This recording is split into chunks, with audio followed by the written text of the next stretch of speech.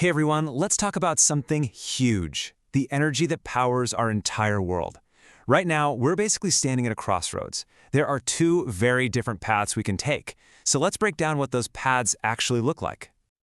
Okay, so let me start with a question for you. Our whole world basically runs on two kinds of energy. One of them, well, it's running out, it's finite. One day it'll just be gone. So what's the other one? Let's dive in and find out. All right, first up, we've got what's called conventional energy. You can kind of think of this as the old guard. You know, the traditional stuff we've been using for centuries. The most important thing to get here is that it's non-renewable. Once you use it, that's it. It's gone for good. So who are the main players in this category? We're talking fossil fuels, coal, oil, and natural gas. And get this, they're not just some rocks we dig up. They are literally the compressed, fossilized remains of ancient plants and animals from millions of years ago. I mean, think about it. We're running our cities, our cars, everything on ancient sunshine and prehistoric life. It's kind of wild. But, relying on these ancient fuels, it comes with a pretty hefty price tag. We're talking about way more pollution, tons of greenhouse gas emissions that are driving global warming, and on top of all that, there's just the simple, unavoidable fact that these resources are finite. They will run out eventually. So what's the alternative, right? Well, that brings us to non-conventional energy, which you probably know better as renewable energy. And really, the name says it all. These are sources that are sustainable, meaning we can use them to produce energy again and again and again. For all intents and purposes, they're endless. So when you put these two head-to-head, you can really see the big trade-off we're facing. On one hand, you've got conventional energy, super reliable, super consistent, but also super polluting. On the other hand, you have non-conventional energy. It's so much cleaner, it's sustainable, but its reliability can be a bit tricky, right? The sun isn't always shining, and the wind doesn't always blow. Okay, so who exactly is on this renewable energy team? Let's do a quick roll call and meet the players who are ready to power our future. First up, we've got the absolute powerhouse, solar energy. It's amazing. It just converts sunlight directly into electricity. And a huge plus, it's totally silent and has pretty low maintenance costs once you get it all set up. Next on the team, we have wind energy. This one harnesses the kinetic energy of moving air to generate power. The great thing is it produces very little pollution, which is fantastic. But the turbines can be pretty noisy and, let's be honest, not everyone loves the way they look on the landscape. Then we have biomass. This is energy that comes from organic stuff. Think plants, wood, even waste.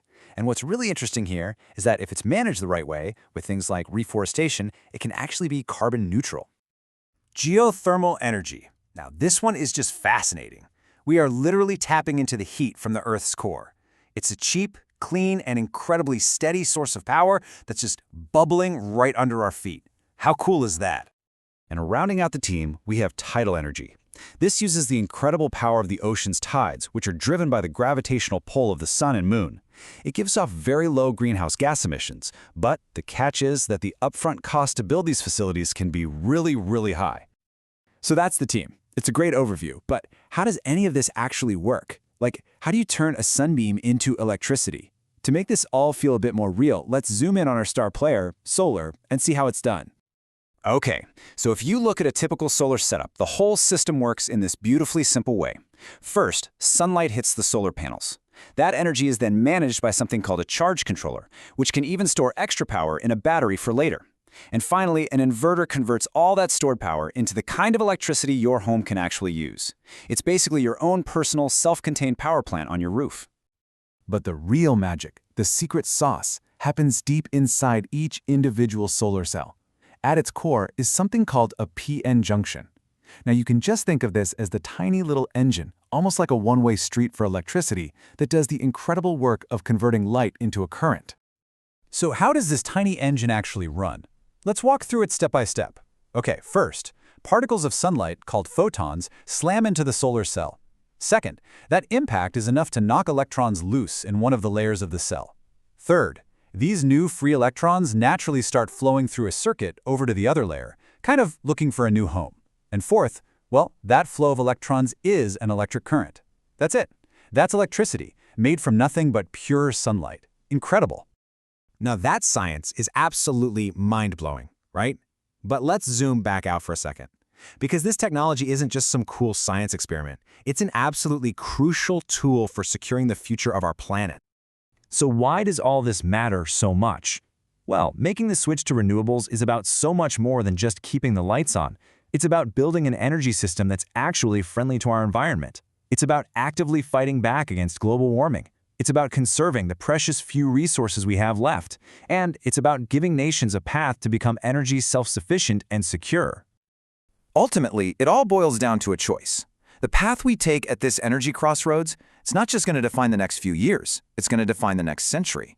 The technology is here. The need is crystal clear. The only question left is, what are we going to choose?